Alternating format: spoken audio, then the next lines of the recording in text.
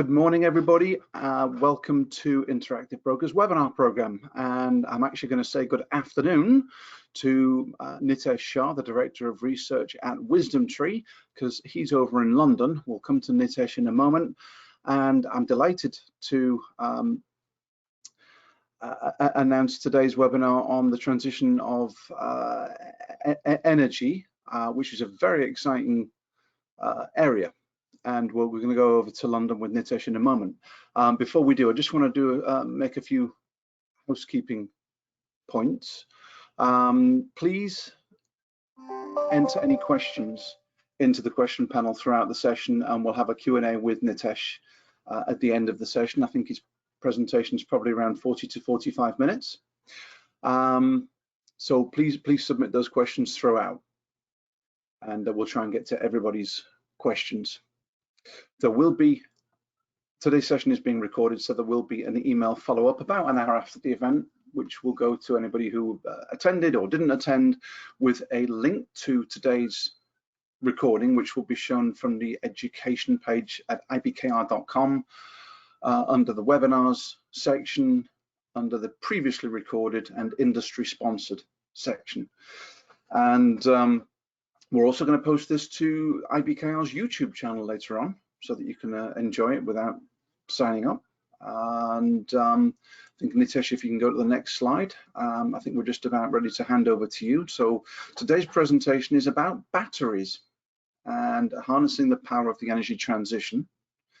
And one other thing I wanted to add there was that we recently added WisdomTree, the family of WisdomTree exchange traded funds, to a new commission waived ETF program, which means that the particular ETF Nitesh is going to talk about is one of, I think, about almost 70 exchange traded funds, US exchange traded funds, that are available under a commission rebate program at Interactive Brokers. So for anybody who buys the funds, you'll be charged the regular half-penny a share commission, although if you're still holding that position at 30 days, you will be rebated. So you're essentially trading for free as long as you're not hopping in and out.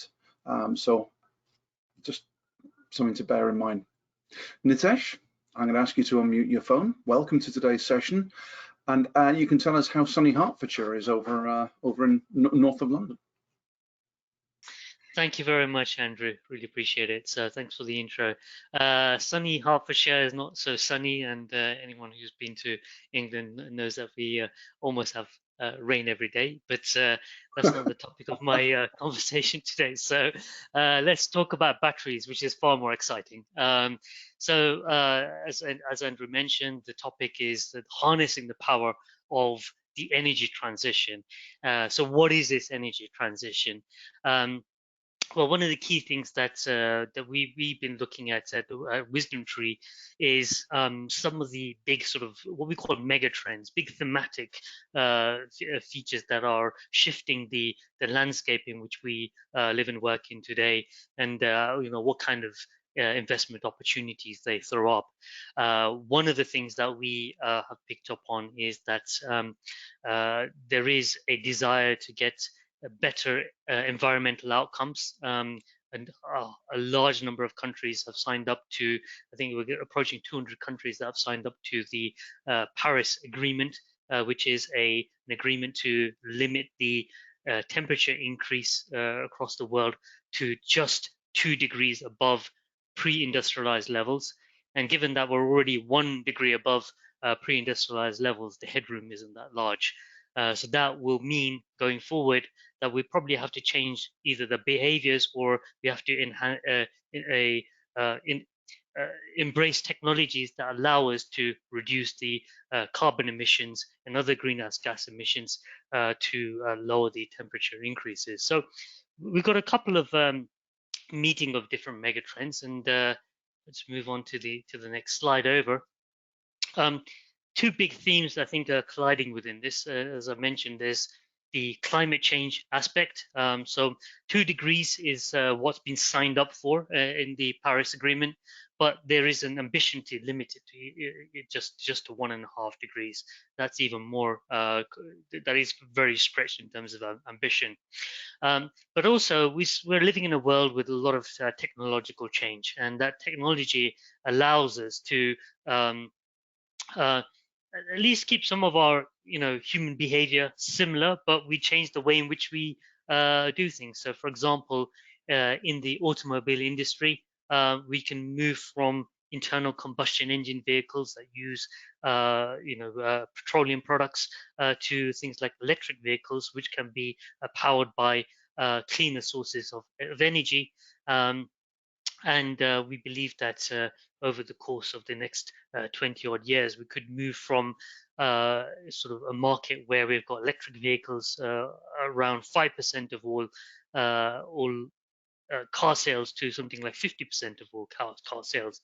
So these two mega trends are essentially colliding, but we need these enablers to allow this to happen. And one of the key enablers of this is batteries.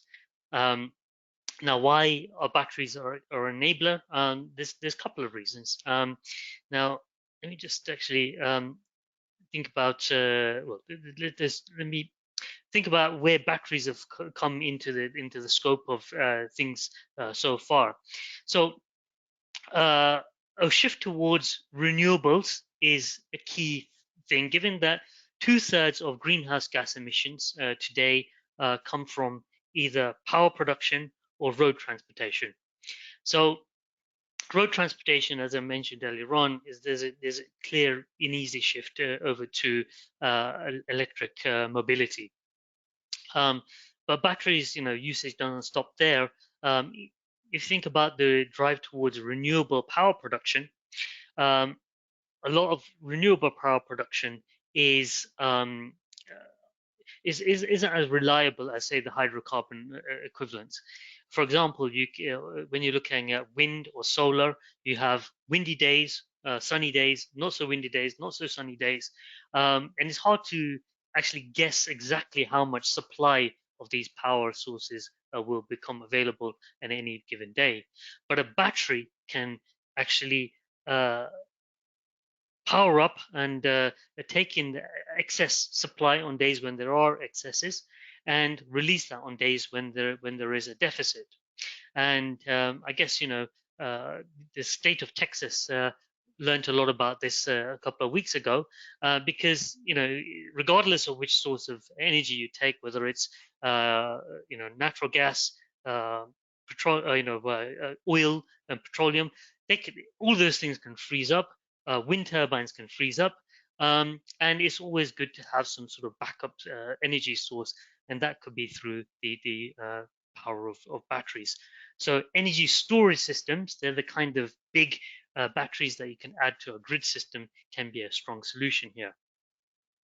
But let's firstly dig a little bit more deeper into the electric vehicle market, because I guess that's going to be the thing that moves the needle the most.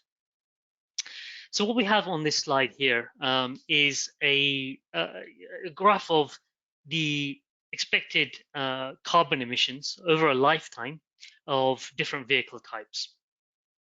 The third bar in from the left is an internal combustion engine vehicle, the traditional car that most people are used to, with an engine and lots of mechanical parts. That has the highest greenhouse gas emissions of all the different vehicle types.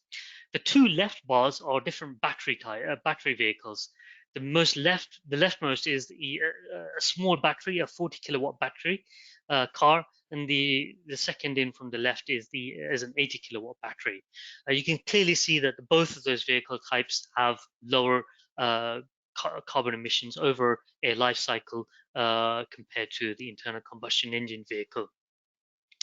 Then you've got other types of vehicles as well. You've got hybrid electric vehicles, so that's the one to the right of the internal combustion engine vehicle, plug-in electric vehicles, the sort of second in from the right, and fuel cell electric vehicles. Now, a couple of things I should say about this chart. So the internal combustion engine vehicle, you can see most of the carbon comes from what is termed here tank to wheel fuel cycle. So that's essentially the petroleum products, the gasoline or the diesel that goes into the car and the emissions that come out of the car. That's where most of the greenhouse gas emissions come from. Contrast that to an electric vehicle, the dark green part, which is well to tank cycle, which essentially means the production of the electricity.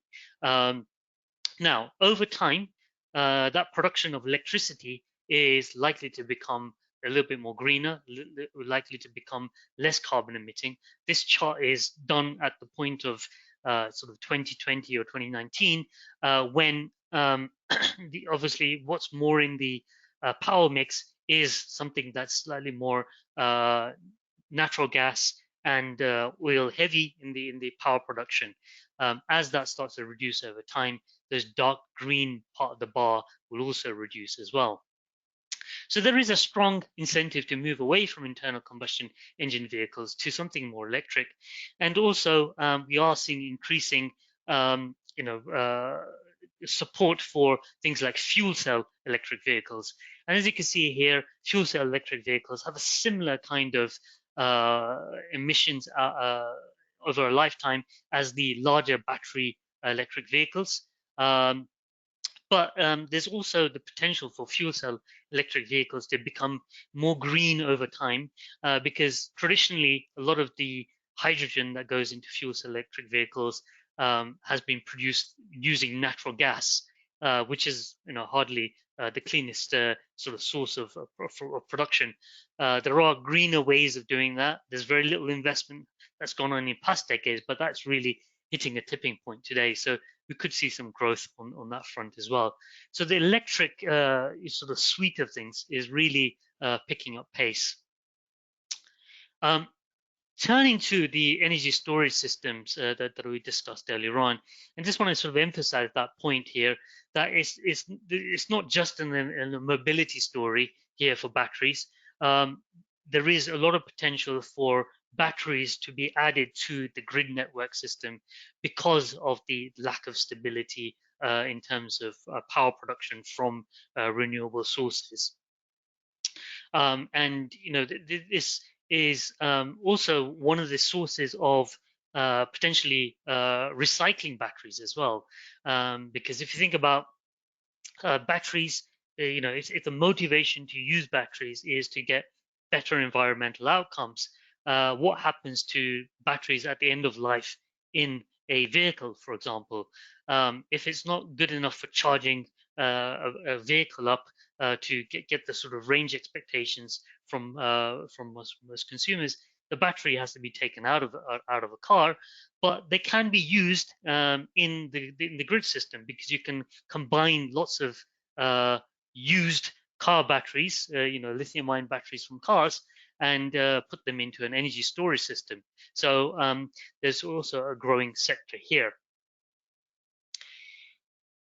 Let's talk a little bit about the history of lithium-ion batteries, because it's always useful to think about how did they come into being, and why are they being used in the applications today, before we talk about where they will go in the future. Well, the first lithium-ion battery was developed in the early 1990s by Sony, but it took a long tail of research and development. A good 20 years of R&D went into that process before they were commercialized. And the lithium cobalt oxide had been the main sort of cathode choice at the time of their sort of introduction. But the cathode choices are evolving, and I'll discuss a little bit more about that. But after their very first applications into sort of portable electronics, things like mobile phones, laptops, small electrical devices, where their initial point, they're increasingly being used into transportation, from bikes then to cars. But now the applications are becoming even more ambitious, going into buses and trucks. And as I mentioned earlier on, energy storage systems. So 100 mega watt hours kind of capacity of batteries are the sort of things that are used in energy storage systems. They're going into that. So why are the ambitions becoming larger and larger? Partly because the cost of these batteries are falling.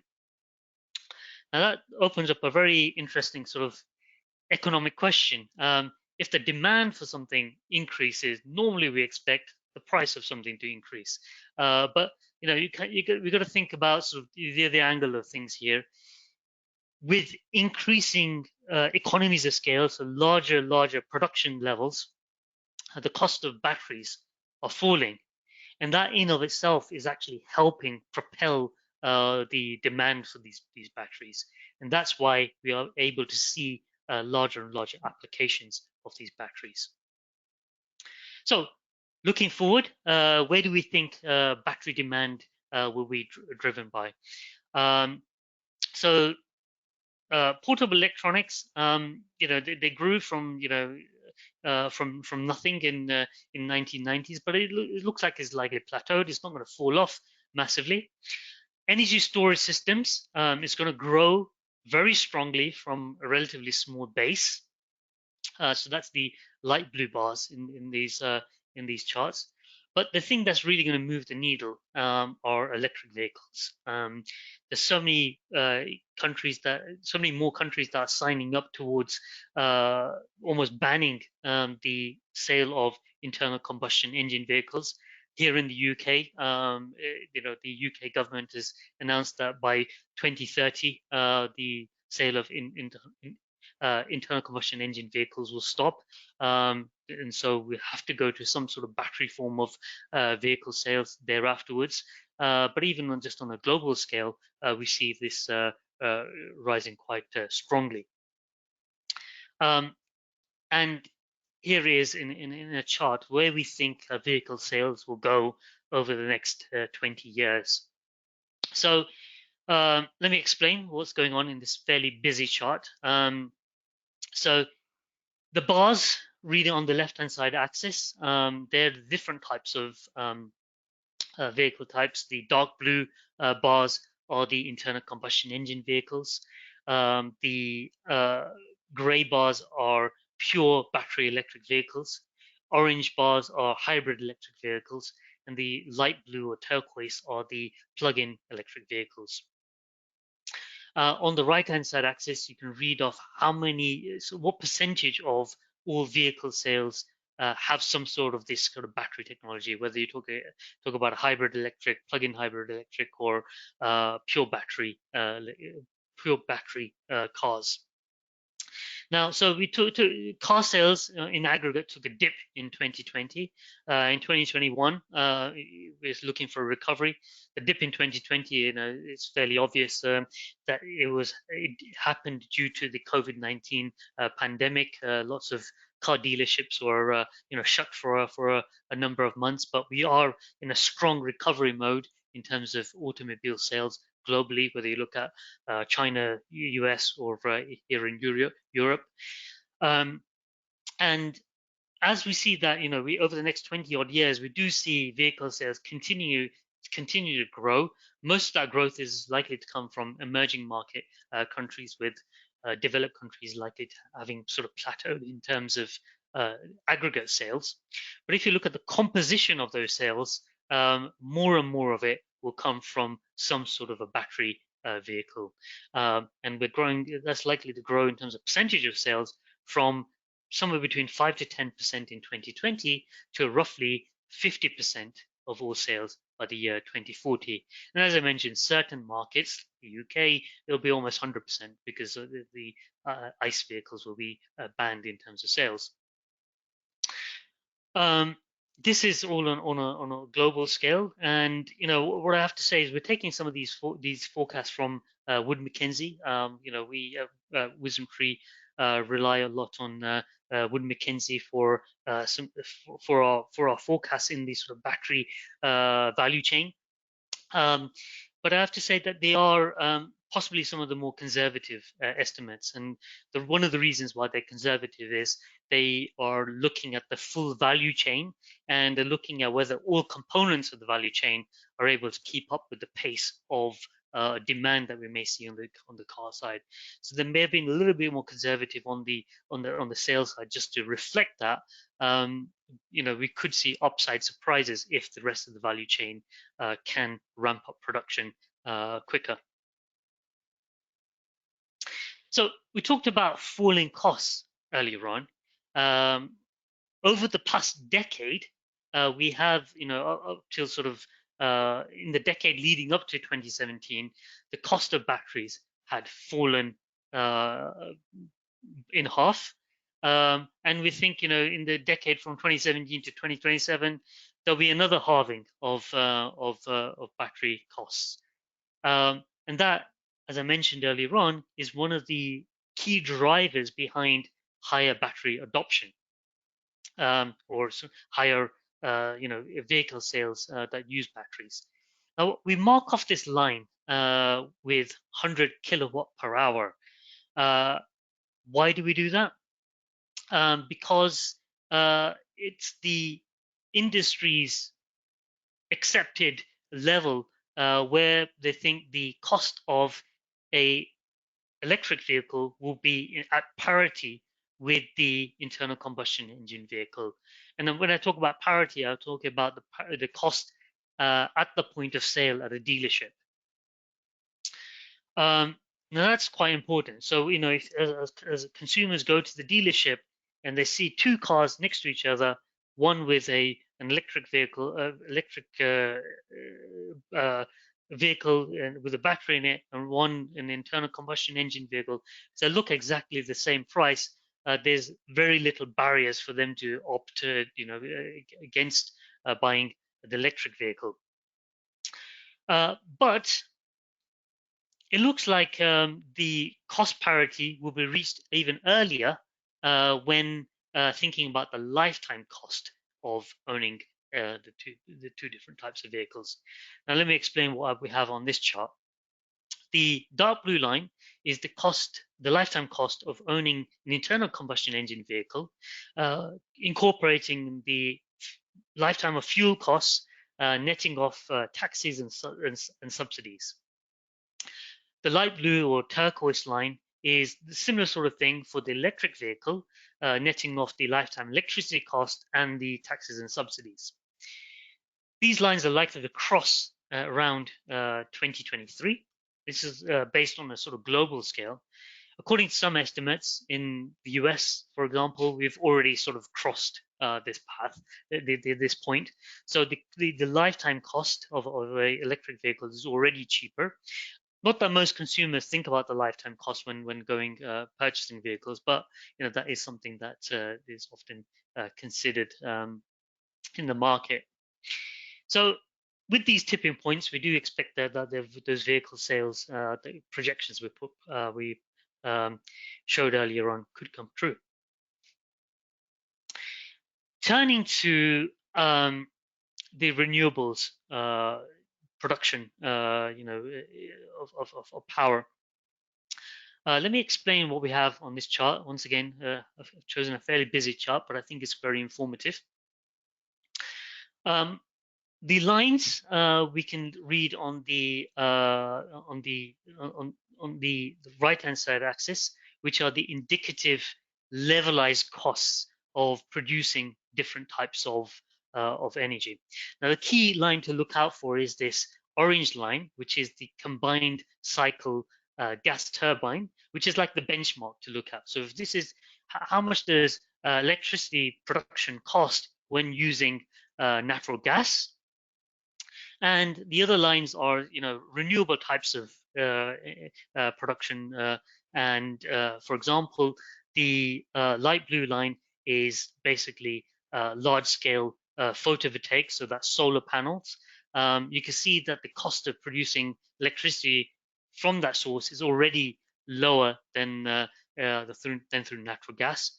But if you were to combine a large-scale photovoltaic with storage, so in the form of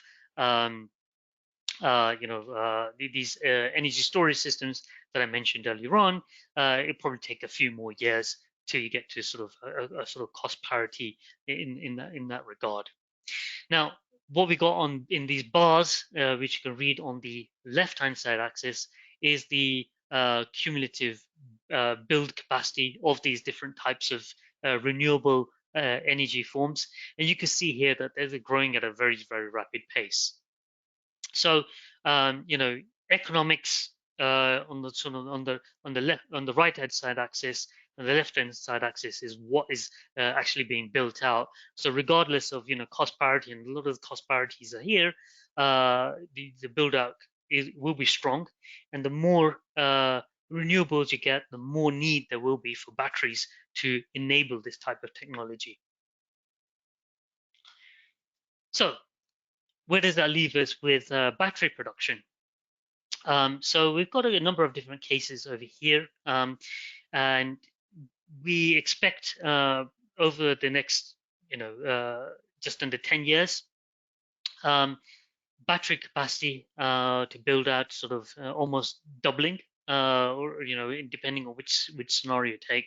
Let me explain these different scenarios. So the base case scenario is basically everything that's already baked in the cake. These are projects that have been fully financed.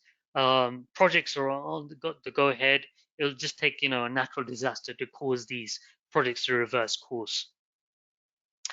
Probable projects are projects where the financing may yet need to be finalized.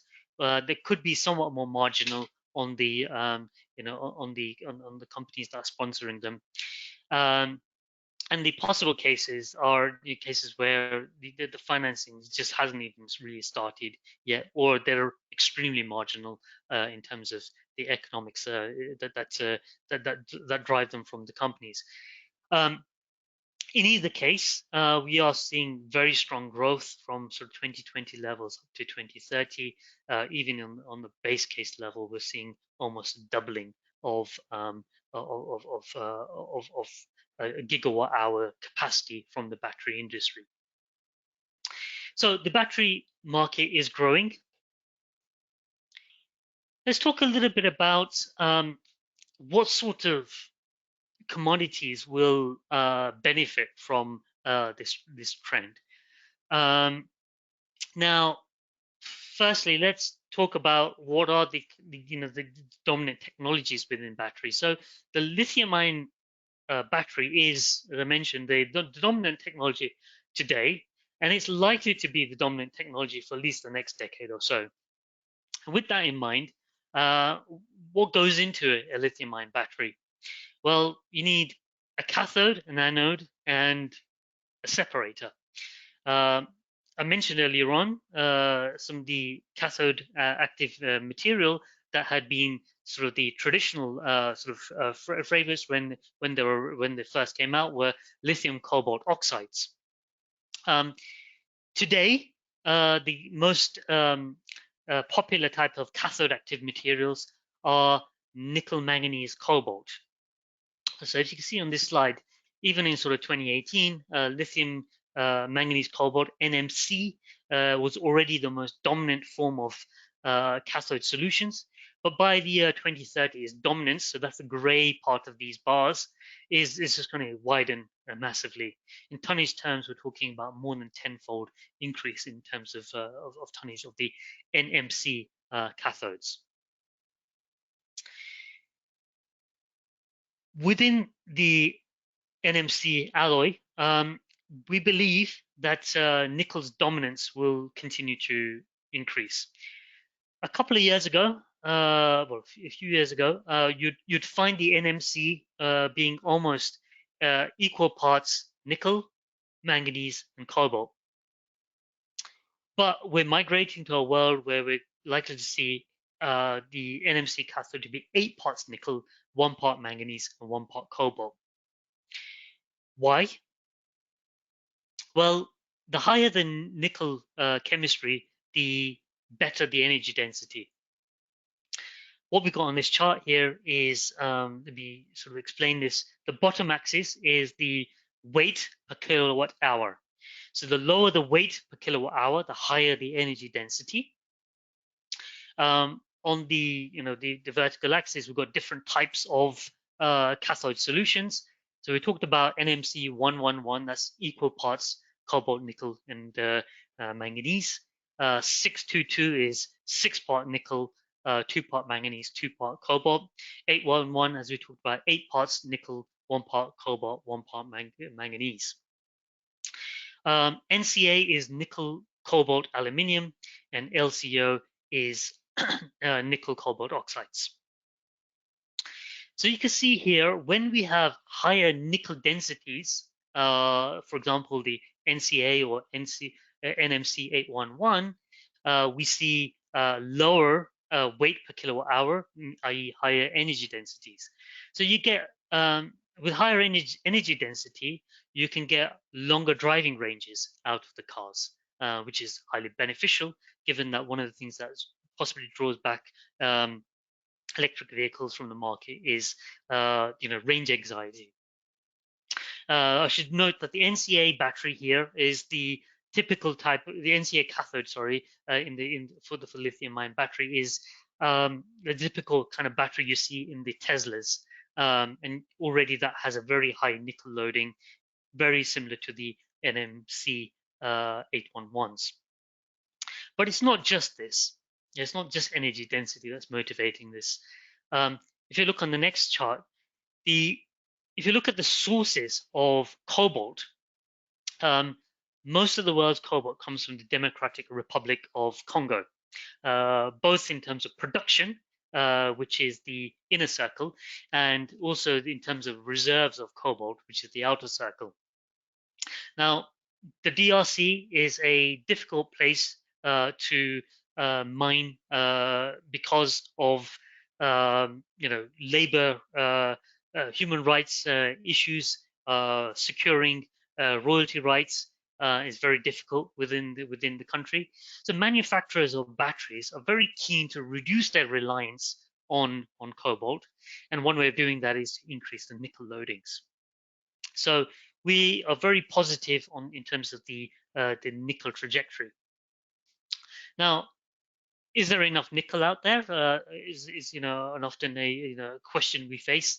Well, when looking at nickel supply, we've got to almost half the nickel supply, because only class 1 nickel is suitable for battery grade chemistry. So you almost have to half the supply of the when looking at it. Now, we've looked at a couple of different scenarios for demand for nickel. We're borrowing some of this analysis done from the International Energy Agency, and let me explain what we have on this chart. Here are a couple of demand projections for class 1 nickel. The first one, the steps, what they call step scenario, which is stated policy scenario. So if we keep the same environmental policies that we had back in 2019, and we just project them going forward, the first bar, the blue bar, is basically how much demand there is for class 1 nickel under that scenario.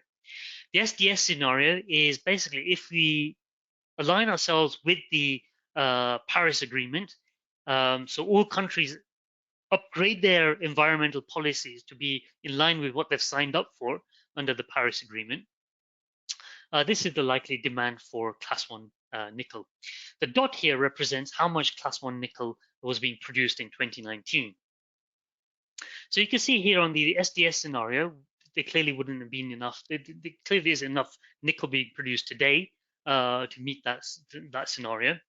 And even under the step scenario, we have to factor in that most of nickel today is being used in the steel industry. So the steel industry has to give up a lot of its nickel to the battery industry to be able to satisfy the demand under this market. So what it points to is that we need a lot more nickel to be mined, but that's very difficult to do with nickel prices where they are trading today.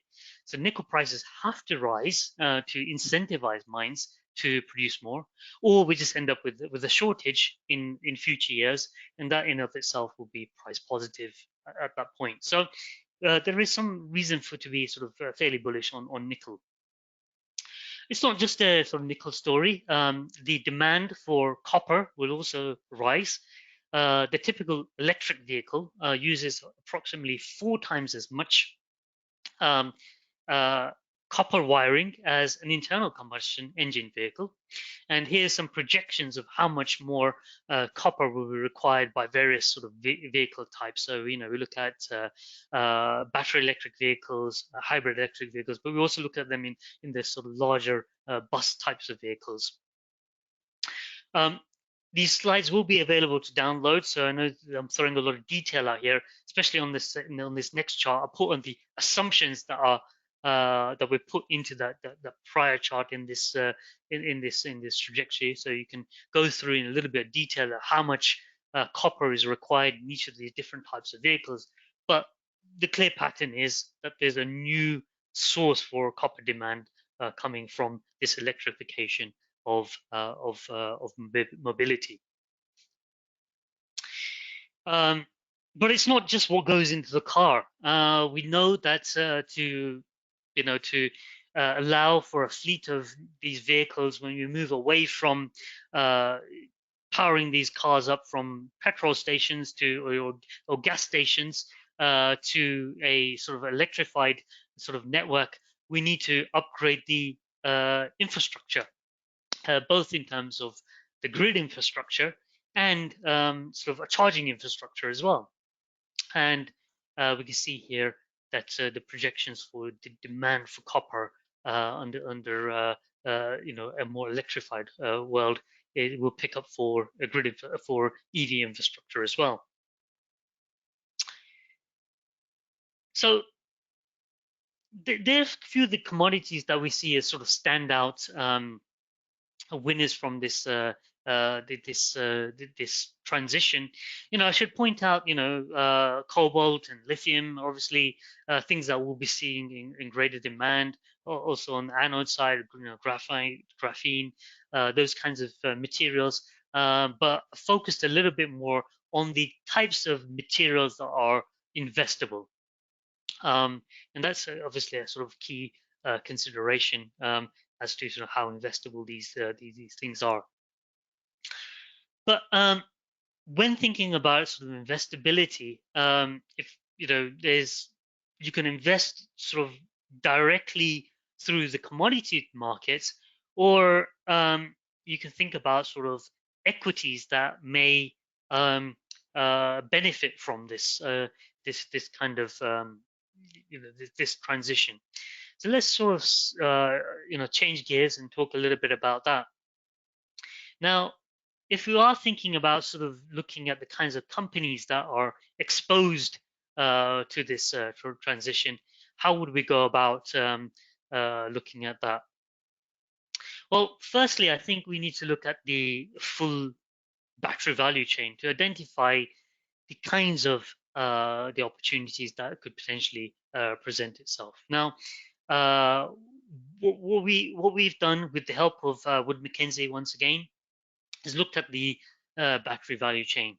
And the battery value chain starts off with these, the commodity markets. So looking at the sort of the mining of the raw materials, taking these things out the ground, whether you talk about nickel or cobalt or lithium, converting them into the chemicals. And obviously lithium is a chemical formation rather than a pure commodity. Then those things need to be processed into into the various materials and put into cells and packs to be created into a battery. And then we've got the various applications. We've talked at length about electric vehicles and energy storage systems. They're today's identified growing sources of applications. But there are also newer applications that haven't really sort of come to the market yet, and some of those new applications could be things like airplanes and ships. They could also benefit from battery technology, but we kind of sort of bucket them into sort of what we think of emerging technologies. And with emerging technologies, we also consider the fact that today's battery technology is predominantly the lithium-ion battery. And as we stated earlier on, we think that's going to be dominant at least till 2030. But there are other forms of energy storage and batteries that are in the sort of ramping up in their R&D phases right now, and will become commercialized in future years. Sorts of things we're thinking about there are solid-state batteries or lithium-air batteries, or even, as I touched on right at the beginning of the presentation, hydrogen fuel cells, which are a form of electrochemical storage. And sort of completing off this kind of value chain, that is kind of the what I say is the most linear part of the value chain so far, but none of this would be able to exist without what I call enablers. Now, we've used the term enabler already in the sense that batteries are an enabler for the renewables story to come alive. But for the battery story to come alive, we're thinking of other things, like we talked about the charging infrastructure.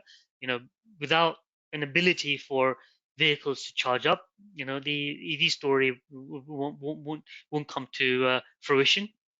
But we need other things like inverters, things that change an AC current to a DC current, because different battery charging technologies exist, and we need to harmonize that.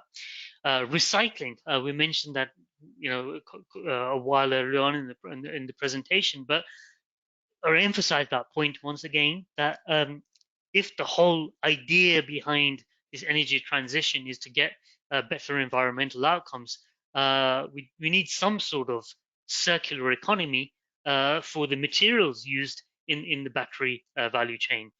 So recycling for batteries is a very small industry, almost non-existent today, but that's going to be growing by tremendous amounts over the next few years as batteries come to the end of their lives.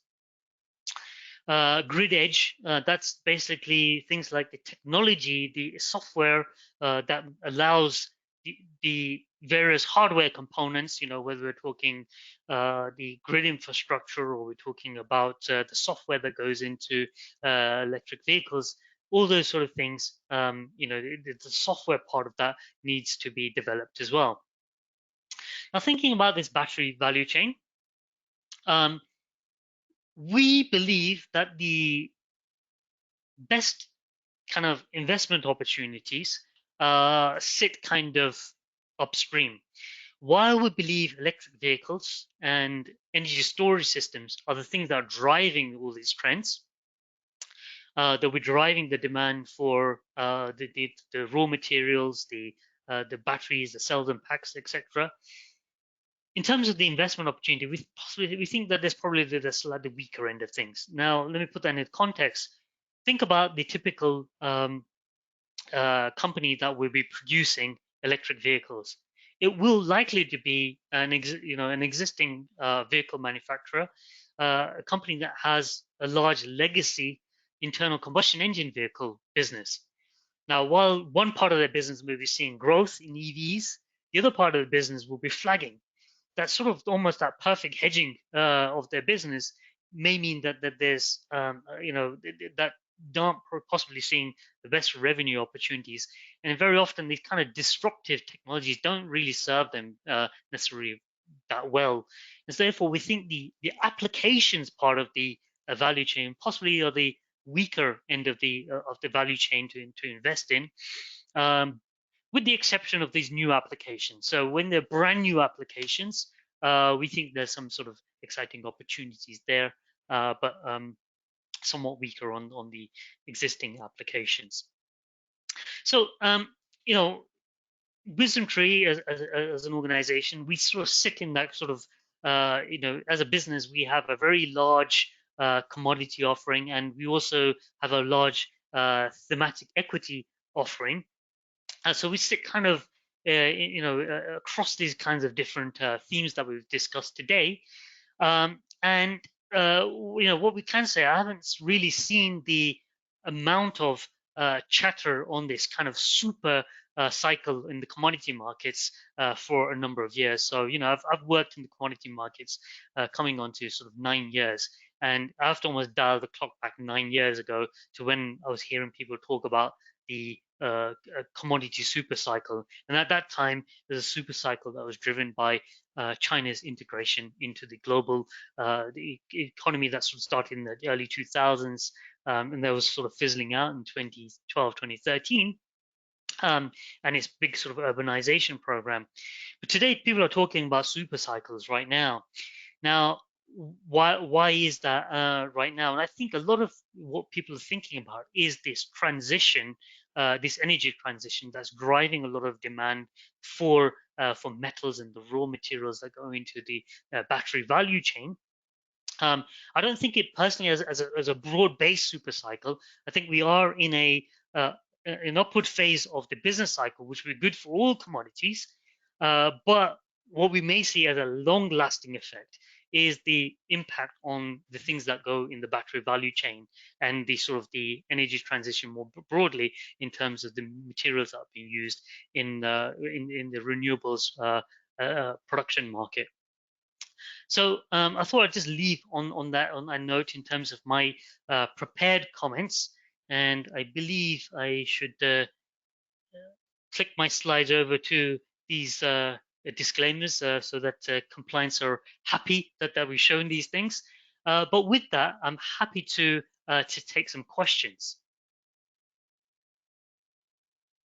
Wonderful presentation, Nitesh. Thank you very much. Just keep your slide up there. So there are several questions have come in. But in the interest of time, what I'm going to do is forward you all the questions anyway in a spreadsheet afterwards, and you can get back to individuals that we don't cover here. And for anybody that missed today's event, it will be available via their inbox later on anyway.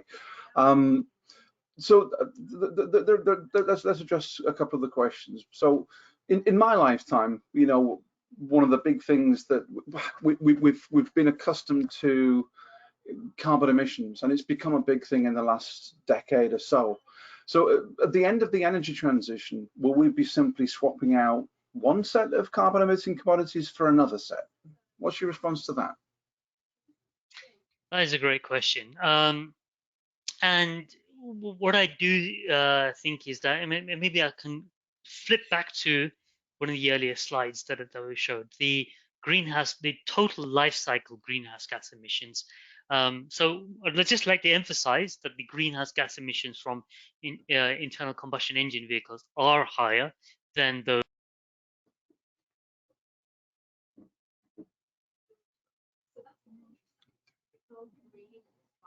what's coming from well to tank for the electric vehicles should fall as well. So from a relative basis, yes, we are moving to something better, but it's not to say that when you mine for these materials, you pull nickel out the ground, lithium, all the components for lithium or lithium-ion or the copper, that in itself is a carbon emitting exercise. And that's why I would like to emphasize that the battery recycling market has to develop. And I did mention earlier on that it's moving from a sort of a place of almost non-existence to something that will be something meaningful in future years. And if you're looking for investment opportunities, I would say that's one of the areas to focus on. But beyond that, we think that metals are a much more amicable thing for recycling, because metals are infinitely recyclable. Copper, nickel, any of the materials you think about, you can recycle them, 100% over and over and over again. Today, unfortunately, we aren't recycling enough of these materials. So that needs to increase, but it is technically possible. So at a certain point, once you ramp up to a certain level, when you start to see, once you see the transition take place, after a certain point, if you're not seeing any more growth in sales of vehicles, etc., if you sort of see the sales plateau, then you can just infinitely recycle these same materials over and over again. So that is a lot more exciting than the hydrocarbons, which once you burn them, they're gone, they produce the gas, you have to dig out more from the ground. So Nitesh, you mentioned metals there. What about the role of silver in all of this? Is there a role for silver in here? Yeah, I think silver is very important in the energy transition, and I do apologize, I didn't cover every commodity here, but that's a brilliant question. Silver is used in photovoltaics, so the solar panels that I discussed earlier on. So as demand for solar panels increases, that should increase silver demand. Now, if you look over the past decade or so, um, if you look at what manufacturers were doing for each solar panel, they were trying to find ways of reducing the amount of silver applied into each individual solar panel. And that thrifting activity sort of suppressed the ability of silver to grow, silver demand to grow that much. But now we think that thrifting has run its course. So for every unit increase you see of silver sales, of solar panel sales, we should see a commensurate increase in silver demand. So that's quite interesting on that front. But also silver is an excellent conductor, and we talked about the wiring in cars from copper, but the wiring in cars from silver will also increase as well. And that's not just in electric vehicles, although electric vehicles will have just that much more silver electrical components.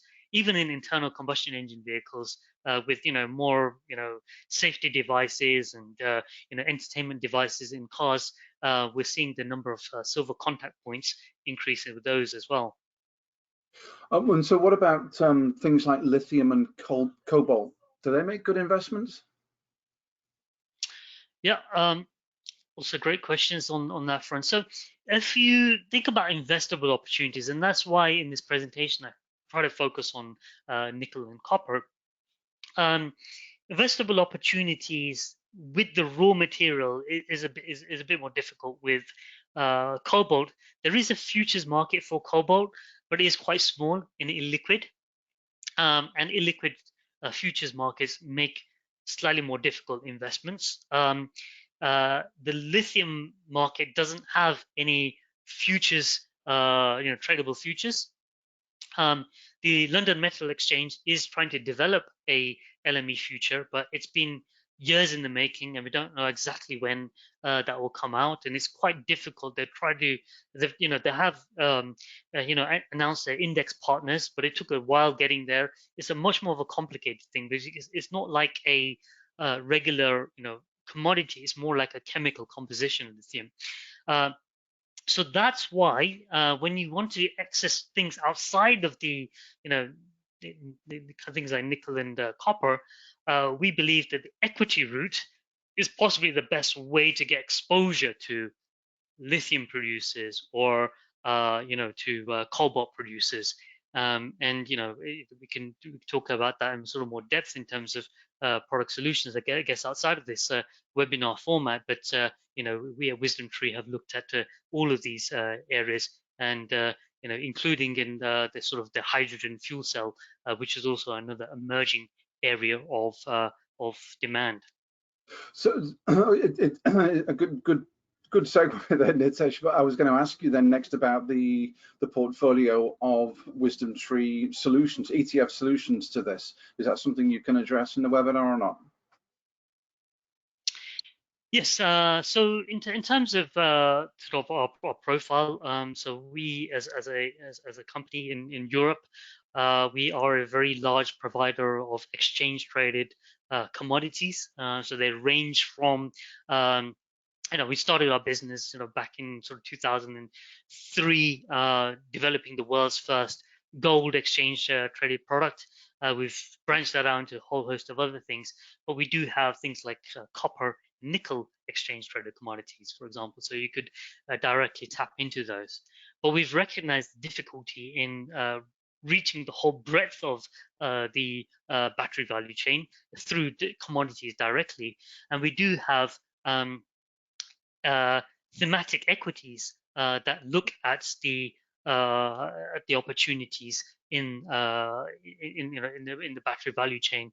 If I were to go just a couple of slides back up on this, so if you think about this as the battery value chain, we've taken a lot of care to see how we can get exposure to this, and I can't go into sort of specifics right now, but talking about the index that we have for a thematic offering here, we've paid attention to the fact that applications may not be the best place to sort of focus on.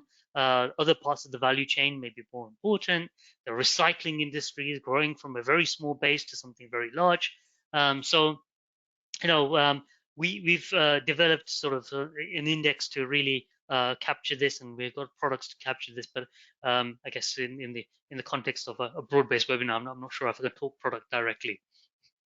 Okay, fair enough. But I guess WisdomTree.com will be a good place to see these themed investments. And do you actually show there some of the composition of what might be behind the thematic equity fund?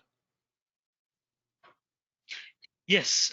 So once again, WisdomTree.com is the place to is our website. You can look under that. You can if you go to our sort of thematic equity section, you can see our offerings there. We show on our pages the various compositions, so we can see across this value chain over here, what kind of exposures you can get. With that thematic equity offering, but also, if you look at our individual metals, you can see, what's underlying those specific metals. But also, we take a lot of care in our website to actually provide that sort of education material as well. So we have, even for retail consumers, we have a strong what we call a sort of metals landing page with sort of lots of educational material on nickel, on copper, on all these sort of battery transition type of metals. So do check that out. There's a lot of useful material, I think, to get yourself educated in what's driving these trends, before looking at the products. Nitesh, we're going to have one or two more questions here from Mark, and just let me know if you can't answer them or address. He's asking, can you please touch on the newly growing lithium mining companies in the US and the viability of their long-term success, given the seemingly high costs of lithium mining and competition from China, Australia? And can you also discuss, or maybe either or, given the time constraint we're under, can you discuss the metal neodymium that Tesla uses in their motors, and if and how WisdomTree is investing in this market? Yep, brilliant. So let's talk about lithium to start off with. It wasn't that long ago that just only have to rewind the clock back a year ago, when people were thinking that the lithium market's in massive oversupply, and the lithium prices will be weak. But right now, lithium stocks are looking quite tight, and lithium prices are rallying. So any producers of lithium, I think, should be in a good place, especially given the projections for lithium demand over the next decade or so. And as I said, the new technologies will continue to develop. We may not find in 20 years' time that the lithium-ion is the main technology. We may have moved to solid state or other types of things, but at least over the next decade, lithium demand is going to be strong. Therefore, any company exposed to this, especially given the growing trajectory of demand from battery manufacturers in the US, I think the localized production is obviously very important when you think about sort of once again, the ESG factors, the kind of the sourcing of materials. So I think that all US lithium producers are in a good sort of standing. I won't really go into specifics of individual companies, because that's not really what I do. So in terms of the materials, so I think, and I'm not a sort of chemistry expert myself. I do, I won't know how to specifically comment on that one material that's used in in Tesla, and what I do know is that we are seeing these shifts take place from, in terms of nickel chemistries, also on the anode side of technology. We are seeing, greater sort of silicon usage, graphite usage. But I do apologize. I won't be able to, to talk about the specific on that one question raised. I do apologize. But if you send me that question, we'll do some digging back and reply to you offline. Nitesh Shah of WisdomTree, thank you very much. You may be no chemistry expert, but you certainly didn't get your nickels in a twist today. During today's presentation. I am going to forward every question that we've got, and there are many of them from the audience. Thanks to the audience for tuning in today. A brilliant presentation available for download from the handout section. Please go into the handout section, expand that. You'll see the PDF. And we're going to wrap it up in a second, I think. Just to let you know, look out in your inbox later today for a recording of today's session. Please visit wisdomtree.com. If you have any additional questions, send them to me at webinars@interactivebrokers.com, and I will forward them on to Nitesh and the WisdomTree Europe team. And don't forget, you can trade WisdomTree's exchange traded funds on the Interactive Brokers platform on a commission rebate program, so you pay nothing if you're holding the fund for more than 30 days.